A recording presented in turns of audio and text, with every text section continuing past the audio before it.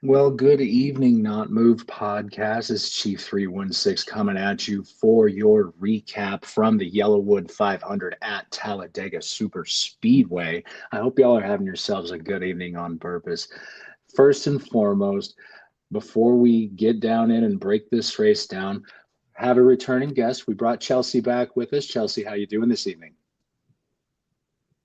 I'm here. I'm awake. That's a good thing, right? I'm right there with you. I A know little these tired. sometimes these. Yeah, yeah. So I brought you back for two reasons. One, your stories are great. Two, you were boots on the ground. You got to go to Talladega this weekend. I got to say, it's a dream of mine to hit Talladega at some point in my life. So hopefully one day I'll get there.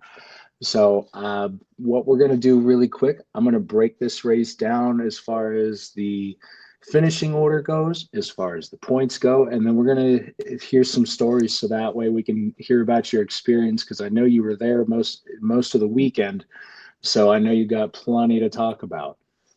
Oh, I do. Uh, so first and foremost, with the Yellowwood 500, you had Chase Briscoe taking the W and punching his ticket into Phoenix. So now you have two Joe Gibbs Toyotas at the race in Phoenix as of right now.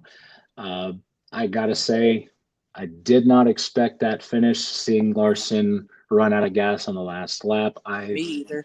completely set William Byron up for failure. Granted, it wasn't his fault, but some guys went in for gas, some guys saved enough. It was just one of those things, and that's what I like about Talladega. At least is these guys are trying to save fuel as much as possible for the end. But that that was a very interesting. I want to say last 20 laps. I gotta say that had a lot of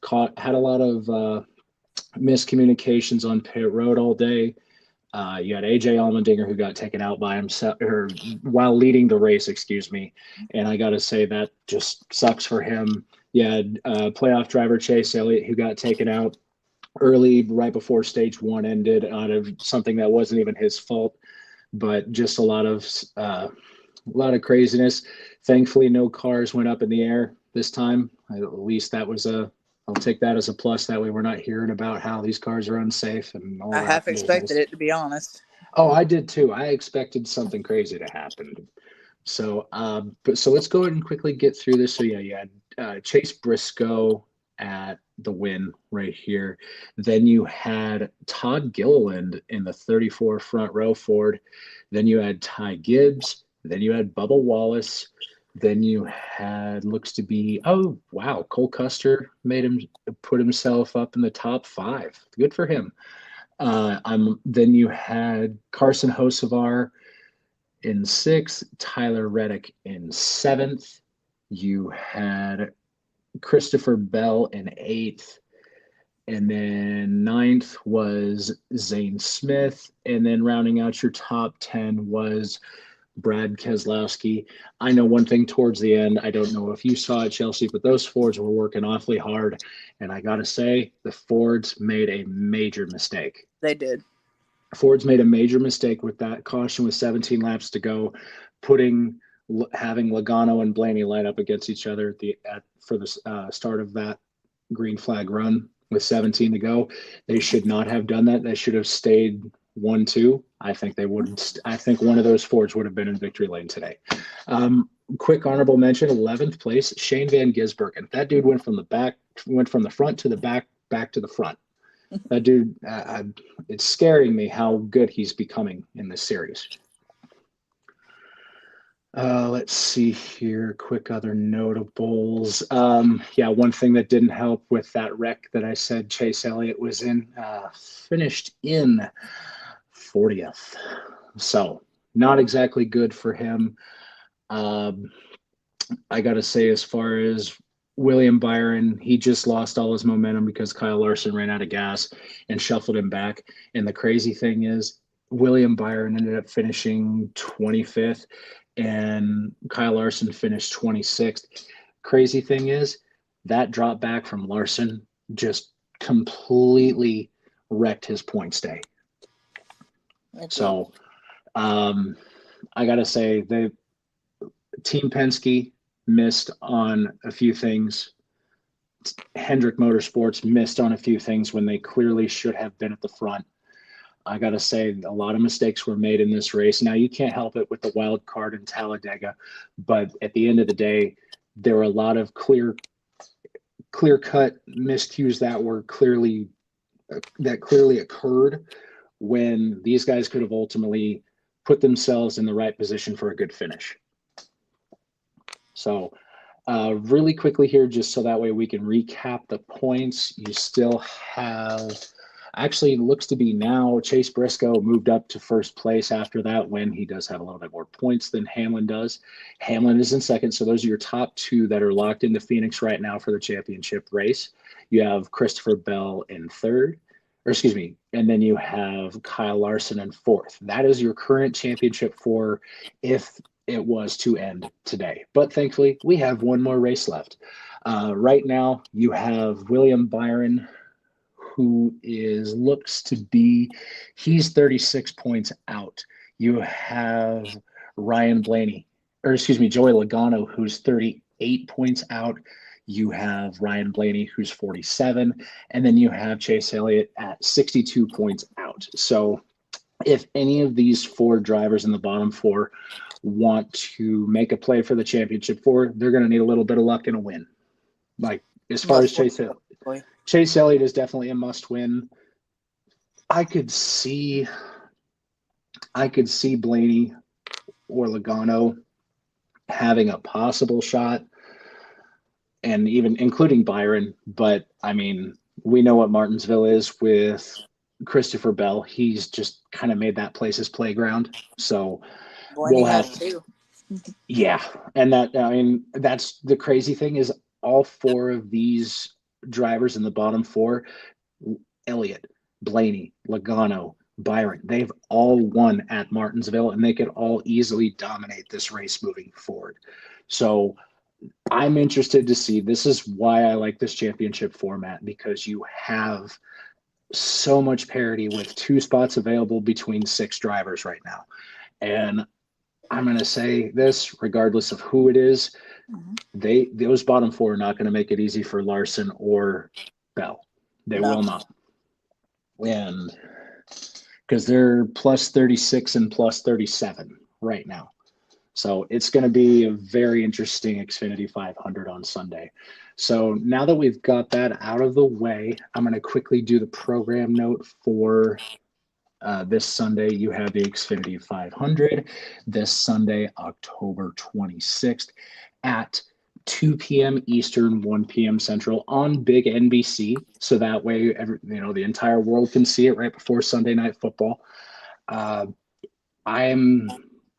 This is one of my favorite race weekends of the year to see exactly what happens. I also just love watching the racing at Martinsville. It's I've been to the racetrack, never for a race, but I was able to kind of go in and take a look around at one point when I was younger. They weren't raced. They had just left and they were kind of opening the track to people. So it was cool. It was a long time ago. But you have all three last chance races. You have the trucks, you have Xfinity, and then you have Cup. So it's going to be, either way, it's going to be a good weekend of racing at Martinsville. I can't wait. And I'll be there. I forgot about that. That's right. You are going again. And it's also going to be cold again. So the weather says. So layers. Yep, layers and hot chocolate. That's all you need. And hot dogs. Yeah. Yes. No, that can't really. I know this. You can't go to Martinsville without having a Martinsville hot dog. So eat a bag of 12. So now that we got all the stuff out of the way as far as housekeeping goes, breaking down this race, honestly, I'm going to hope and pray that Chase Elliott wins this weekend just so that way he can lock himself in. But at the same time, realistically, I see either Blaney or Bell winning this race. I was about to say, respectfully, I'm going to have to disagree with you on that pick. I'm married to a Blaney fan, so I'm going to, by default, I choose Blaney. That's fine. It's all good. We're good. So anyways, now let's get to Talladega. I want to hear about your experience. So you, if I remember correctly, when we were communicating back and forth via text, you had said you guys drove down there Friday, probably got there Saturday. No, we're only. What's weird is from where we live to Bama is really 4 hours, but going there it's three because of the time zone change. Okay. But coming back is longer. Yeah, no, I get it. You're crossing a time zone right in there because I think from Georgia to Alabama is the time change. Yes. So oh no, I know about that. I spent some time in Alabama in a few various places. So when you got there, did you guys camp? Did you guys stay in a hotel? We had a hotel like 40 minutes away, but it was in Georgia Okay. because we looked around. Oh, I can't remember the town name. It's like Anniston or something, which is maybe like 20 or 30 minutes. Yeah. And the hotel prices there, yeah, no, I'm Oh, not paying that. they know what they're doing. It's all, yeah, Oh, they do. believe me, they know. So we stayed at a Um, little Super 8 in, I think, Villarica. And we just would calculate the time zone. Okay, if we leave at 8, it's really 7 in Talladega. yeah. So we just did it that way. And that's the way we've always done it usually. Awesome, awesome.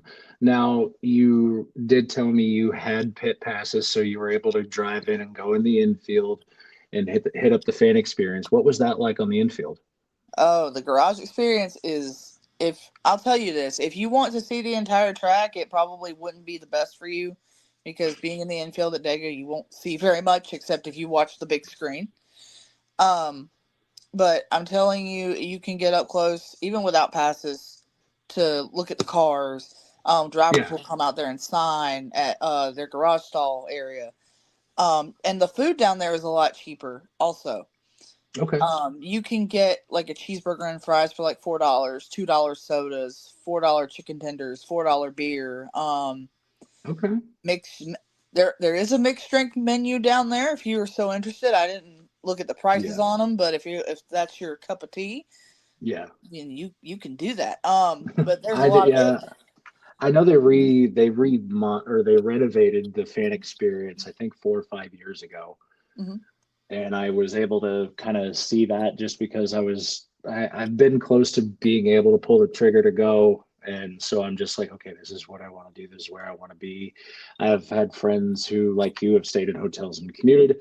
I've had friends who've camped in the infield. I've had friends who've camped in the campgrounds outside of the track. So I definitely get that. Now, as far as the garage passes, so basically you're able to go virtually everywhere. Pretty much. We actually we had Cup because of the fan rewards victory lane photo thing, so Yeah, we redeemed that, and we could go pretty much anywhere we wanted. Essentially, um, really. we went in the Xfinity garage. We walked through the truck garage for a little bit, but we weren't in there for very long. I mainly went in Xfinity and Cup because I had to carry that big diamond painting that I made to Austin Hills Hauler. Oh, there you go. Awesome. Okay. And yeah, I remember you had sent me a picture of that, and that was very cool of how you did that. Also, now as far as going through the Xfinity and the Cup garage, I guess what kind of access is it? Like you can walk right up to the haulers, no problem. It depends. A lot of the people that work down there kind of recognize me by now. So some of them I can go up to, but some I'm just kind of like, yeah, I don't know. I got you. Like pretty much every week, like every time I have a pass, I have to go say hi to Reddick spotter Nick Payne, Yeah. and he always gives me a hug. So I'm like, the race can start now that I've got my hug from Nick, so we're good. Awesome. But Well, maybe you should. Hey, I'm just saying, trying to be nice here. Maybe you should just stop. Maybe he'll win a race. no, because at Darlington, he literally Yeah. told me, he said, we seem to run good when you come to races. I said, well, good, because I'm coming to a lot. And look, I was there, and we didn't crash. So, I mean, Exhibit A, Exhibit B, I was at Darlington, and he finished second, almost won the race. Yeah. See, I'm betting if you had the passes and everything else, I wonder if they'd let you into victory lane. I mean, I would be like, hey, Nick, can I get in there? Yeah. Like, hey, I'm here for you. help me help you. I'm here for you, bestie. Yeah, no, but that's pretty cool that you go to a lot of races and you're able to develop those relationships, especially. I think that's awesome, and it goes to show that that's one thing I love about NASCAR is it's a family, and the way how they treat a lot of the fans. Because I have friends like you who will just get the best experiences, and it really it's really awesome to see that. Now, as far as so you were there all day Saturday for the Yes. Xfinity race, did that fan experience, and then came back Sunday for the Cup race. Now, with the Cup race, I get you said you had garage passes, so you were watching the race from the big screen and kind of walking around. What else did you get yourself into on race day? Oh yeah, we also got to back up to Xfinity for a second. Shout Okay. out to my boy Austin Hill. But yeah, he walked right up to me in victory lane, which I thought was amazing. That's Um, cool. so Sunday we came back and we basically chilled out in the garage experience for the start of the race to get some food because it was kind of warm at Dega. Not gonna lie, it was a little bit warmer than I thought it was gonna be. That's good though, that because honestly, sometimes you're gonna not really know exactly, you know. I know sometimes down there it's gotten unseasonably cold Mhm. for this race, and I know sometimes it's been also ungodly hot. And just knowing how Alabama is, regardless, it's kind of like Kansas, where you wait 10 minutes and the weather's going to change anyways. Exactly. So I guess talk a little bit more about your Saturday experience with Austin Hill. So he wins the race. He did the sweep at Talladega in the Xfinity Series. Yes. And I guess if you could go a little bit more with that, you said after that he came up. So I guess how long have you known Austin Hill? He pretty much knows me because I go to so many races. But actually, I've talked to his cousin over Instagram for a good while, Mhm. and I can't really post a picture of like the diamond painting on here, but I did a diamond artwork of his Martinsville win, and I told her, I said, you know what? Instead of having him sign it, I'm gonna gift it to him and actually give him the painting. And so Friday we drove down. And I was like, well, you know what? I'm going to go ahead and carry this in since there's not a lot of people and I can Mhm. easily have an easier time getting it down there. Yeah. So we took it down to the hauler, and some of the crew guys saw it, were like, whoa, that's amazing. But he won't get here till tomorrow. And I was like, well, darn, I hate to take it back to the car.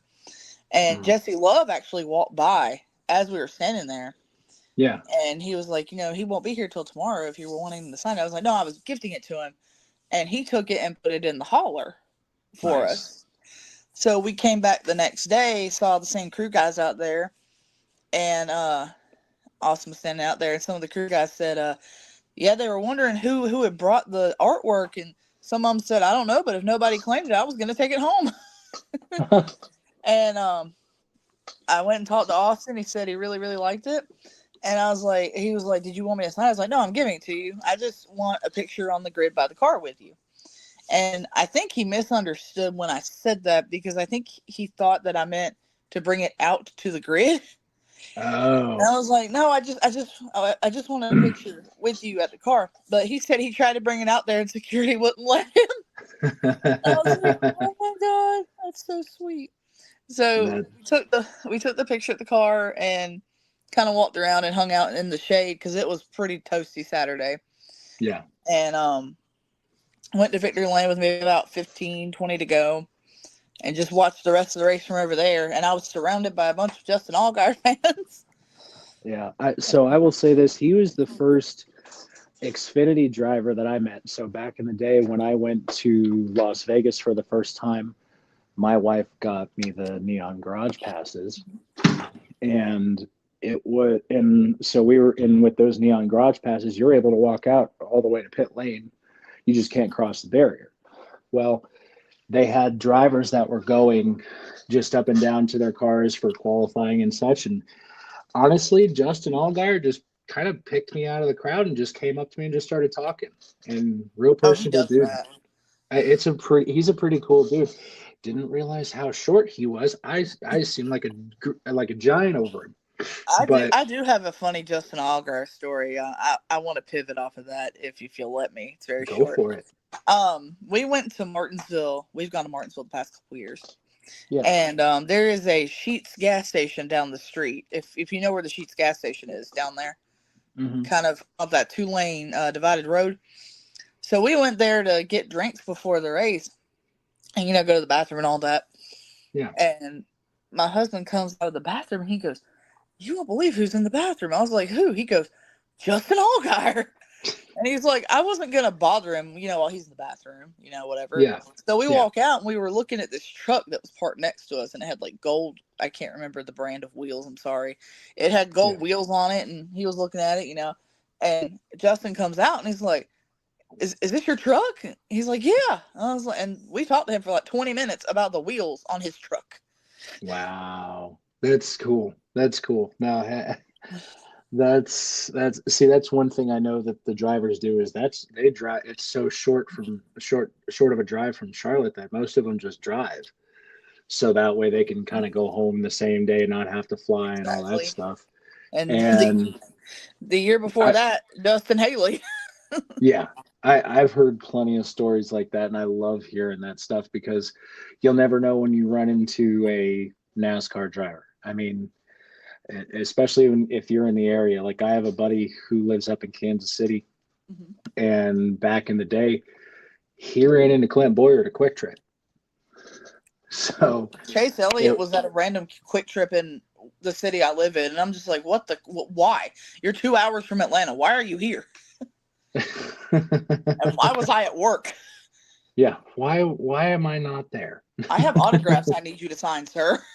Yes. No, oh man, that's funny. I got you. So now fast forwarding to Sunday. What exactly was your experience on Sunday? What all did you guys do?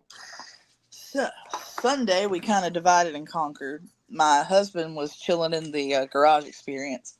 And then my mom-in-law went to Blaney's car on the grid, and I went to Reddit's car. Excuse me. And then after they get in the cars, they're doing the pace laps. We go and get some food because got to fuel up. We were hungry. 500-mile race, Yeah, it's a long race. Need some carbs.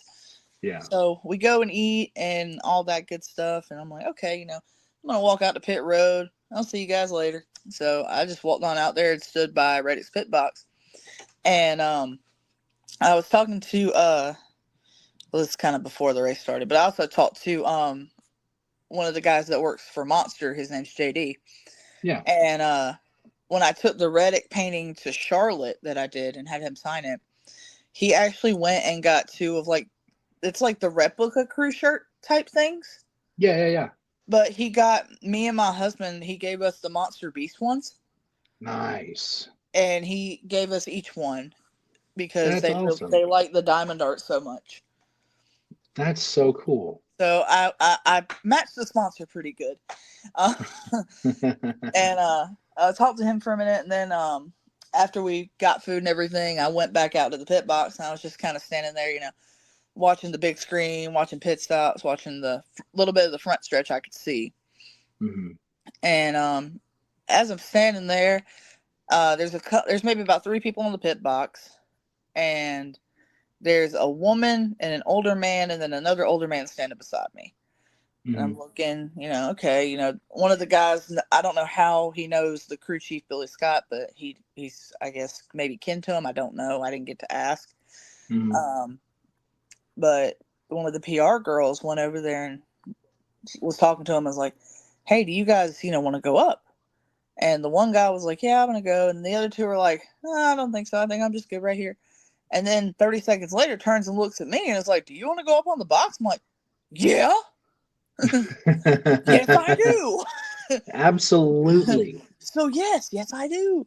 So we go up there and they're like, don't take pictures of the monitors. I'm like, I know. I've been on a pit box before. I got that part. So I'm just sitting up there chilling, and I had to help him, tune to the right frequency on the scanner. And I'm sitting here trying to remember how to do it because it's been a minute since I've used one. And I'm like, oh, okay, got that. So I sat up there for pretty much most of stage 3. Wow. That's very cool.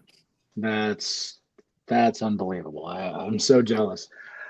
So, and then as far as being able to sit up there and watch them, listening to everything that's going on, I guess now I need to rewind for just one quick second because I do have a question. Yes. What is it like seeing pit stops that up close and personal? I was on the back bench, so I couldn't see over the thing as well. But I Okay. did I did look over and watch I think Zane Smith was to the left. So Mhm. I could see his. And Okay. that was crazy. It was insane. It is organized chaos, is Yes. what. And that's the one thing is I see all the pit stops and how they do their sequences now. You have guys, twirling around jacks like they're, 2-pound batons. It's pretty crazy. I Okay, watched a guy so lift a gas can and I'm like, my back hurts watching you do that. yeah. Now, so moving ahead, so you got to sit up there for most of stage 3.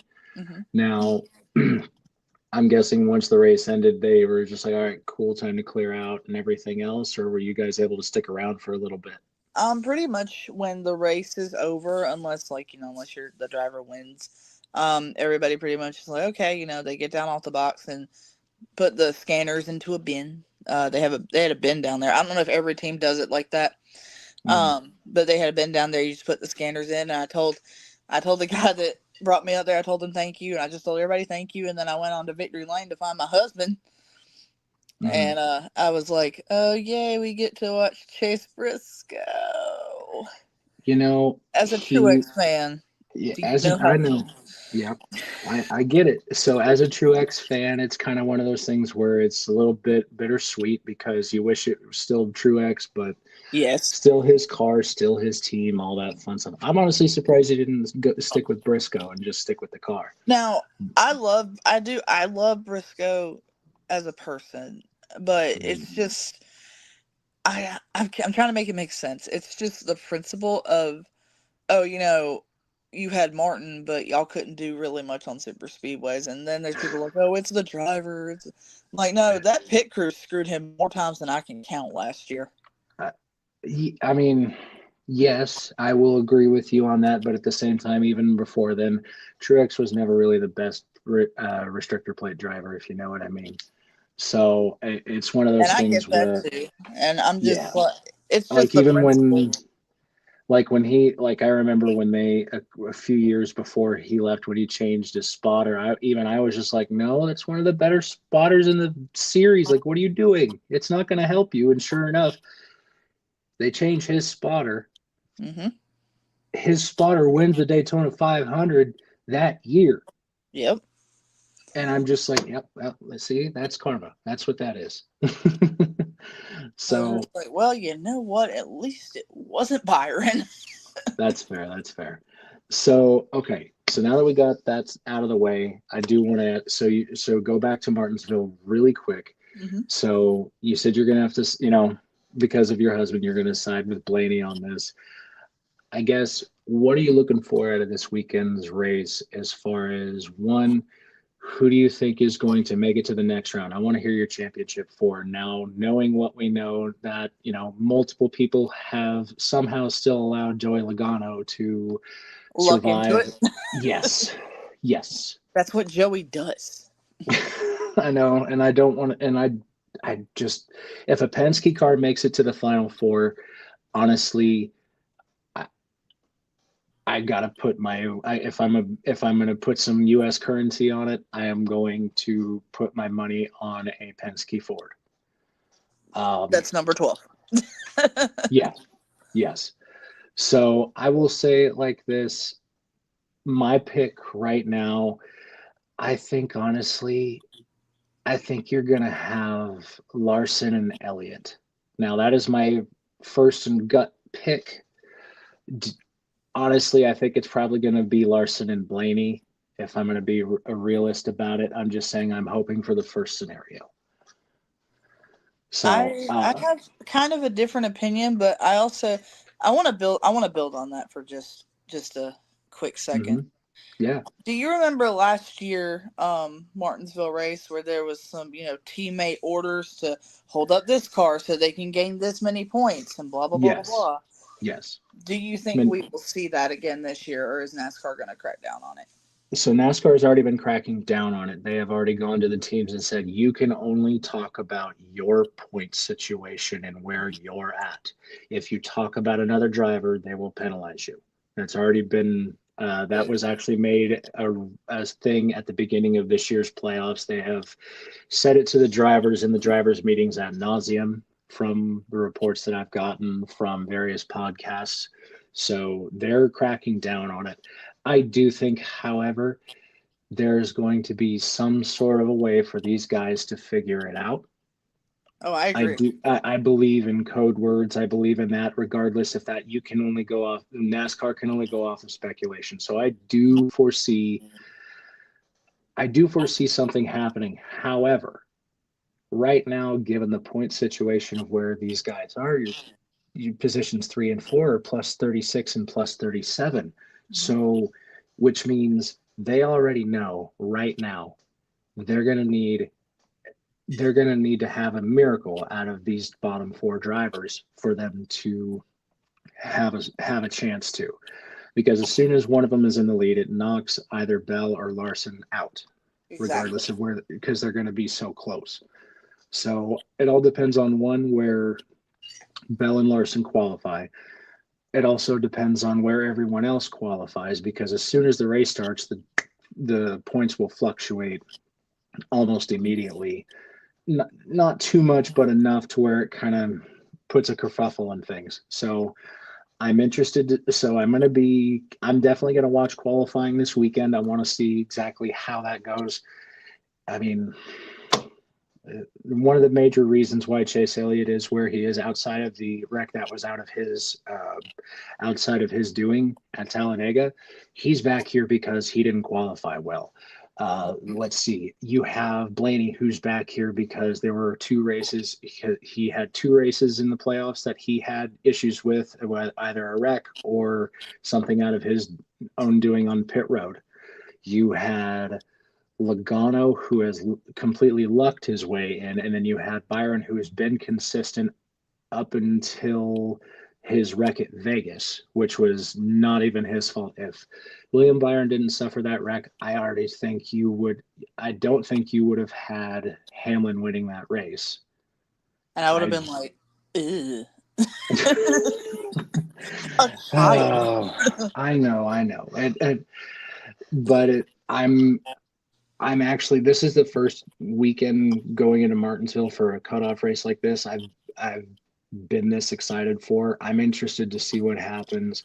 I'm probably going to spend a little bit more time breaking this down as long as the race is eventful. I know we're not going to have anything like a Hail Millen or anything, but we're also I was there for that. Oh, you were? Yes. Where were you sitting when that happened? We were, I'm trying to remember. I think we were on the back. No, not on the back. We were just before start finish line coming out of 4. Okay, so you got to see everything. Yes. Okay. I was actually focusing on, I think, was it Bell that won that race? If I remember correctly. Yeah, Bell I won was the looking race. at Bell, and I'm like, what the heck is Chastain doing? Out of the corner of my eye, I just see him go, meow. I'm like, what are you doing? Nice. Yeah. No, I remember watching that race. I was on the edge of my seat for those final laps, and then I saw Ross pull that move, and I'm just like, okay, that was awesome, nor will it ever happen again. I mean, So, Bell tried it the next year, and that didn't work. No. Last year. Yeah, he tried it, but it was more or less of he knew he couldn't get above the concrete to make it work, or they were going to try and penalize him for it. Pretty much. But so that being said, what's your gut feeling championship for right now? My gut feeling is telling me 1, Christopher Bell, and I can't bet against Blaney at Martinsville unless something catastrophic happens. Mm-hmm. So you have Briscoe, Hamlin, Bell, and Blaney. Yes. Wow, you have 3 Joe Gibbs Toyotas in this Bell's thing. good at Martinsville. Yeah, I I know. wouldn't. I can't count against that man because he'll just randomly find a way to the front. Yeah. No, But I it agree with you. also, I didn't mean to cut you off. Oh, It no, you're fine. also, it's with the weather being so cold, like it being so much cooler than it normally is, according to the phone weather app. How's the racing going to be? Is the racing going to be different, or is there going to be less passing? Or I know they're bringing a different tire. Yeah, they're trying to bring that softer tire like they've been at Bristol. So hopefully, if it's cold enough, it will produce a lot of wear and you'll have a lot of comers and goers, and you'll have guys trying to save tire, and you'll have guys trying to do things a normal like Bristol was, where every 40 laps they were having to change tires. I was there for that one too. Yeah, I hope we get good racing like that, just because it makes for a very, very fun show. So, let me see here. I have gone through all of my notes. Wow, we can't believe we pulled that off. Chelsea, thank you so much for being with us. I do appreciate you for coming in on a late Tuesday night. I know Oh, you're we're, welcome. I do appreciate it. I will I will be talking to you soon, and we'll see if we can either get you on either next week to break down Martinsville, or possibly after the season's over to kind of go to hear a few more of your stories, if you don't mind, just from your favorite stories from the season, just because I want to keep the NASCAR stuff going as much as I can during the off season, kind of break down some history, break down previews, all that stuff. So I just want to say thank you so much for being here. I do appreciate you. Oh, you're welcome. I would have done last week, but I didn't get home until almost 10 o'clock. Oh So no, I you was are like, I'm going to complete. sleep. No, you are completely fine. I completely understand that, as far as traveling back and forth, especially from Vegas of all places, and To then South leave. Carolina, it was, whew. Yeah, and then leaving 4 days later for Talladega. But regardless of how short, it's still traveling. I Yep. get that. And then So leaving again to go to Martinsville. And then Martinsville is actually my last race that I'll be at. My husband's actually going to Phoenix. nice. Me and his mom are going to see the Jonas Brothers in Kentucky that weekend. So it'll be I'll still have some fun. I'll be checking in from time to time though during the show and all that to see who wins the Xfinity title. I'm kind of hoping for Jesse Love though. Yeah, I just got to say it, and I've been at this. If Corey Heim doesn't win the trucks and Connor Zillage don't win the Xfinity, I got to say that it's gonna be an A storm. interesting. Yeah, it's gonna be an interesting storm because of how dominant those two drivers were in the under series. So we'll have to wait and see. But nevertheless, I am so excited for racing between these next 2 weeks. It's Me too. this is my favorite time of year. This is our game 6 and game 7 moments that we live for as far as race fans go. Mm-hmm. So, Chelsea, thank you so much for being here again. I do appreciate you. Ladies and gentlemen, this is the Not Move podcast. I want to make sure that you guys are following us on all our social medias. If there's a social media outlet on there and we're not on there, please let us know. That way we can help you guys out, push out all the content we can. Main thing, go to our YouTube page. Make sure that you guys are hitting that subscribe button, hitting the bell notification, so that way every time that you guys are wanting to get more Not Move podcast content, it is readily available at your disposal. Now, I will say this, we do have an absolute number of excuse me, uh, of sponsors that we're going through right now. We have Walmart, we have MLB Shop, we have the NFL Shop, we have BetUS, we have MyBookie.ag. We are moving forward with a lot of different sponsors that are honestly something that we're trying to help out everyone with. We're always going to have promo codes there, so that way you guys can also get everything you need. If there's something you guys are into and you guys want us to look into it, please let us know, because I can tell you right now, we're always looking into new ideas and things that we like, things that the fans like. Also, I did want to bring this up.